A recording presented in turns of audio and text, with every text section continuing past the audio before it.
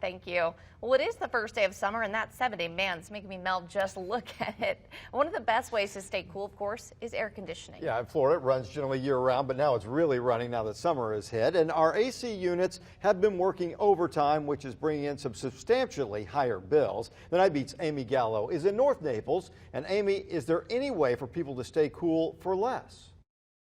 Exactly. It's been very hot in Southwest Florida. It just rained and it's nighttime and it's still 76 degrees out. Now, I spoke to an air conditioning expert earlier today about how you can keep your electric bill low this summer, especially using your air conditioning all the time. And he said it's all about maintenance. Now, the problem is most people, myself included, haven't even changed their air filter in the last 6 months. And we've never even thought to clean the pipes, all of which is very important.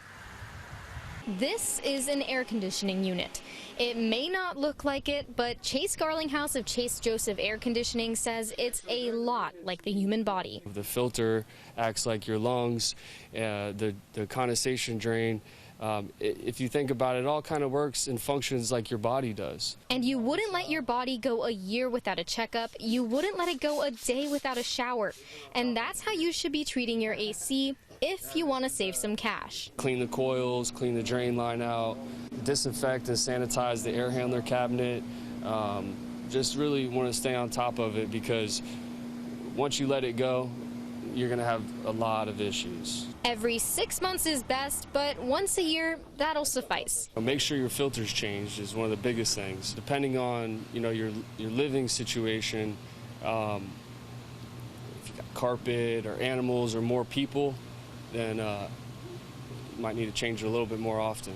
Chase says since it started getting hotter, he's been getting a lot of the same calls. People, they get home from work and they realize that their thermostat is cut off and it's not blowing any cold air. About 3 people with the same issue every day. One he says truly has an easy fix if you tackle it beforehand. Preventive maintenance. That way you won't have to see your electric bills steadily rise until one day it's you getting home to a broken unit in 90-degree heat.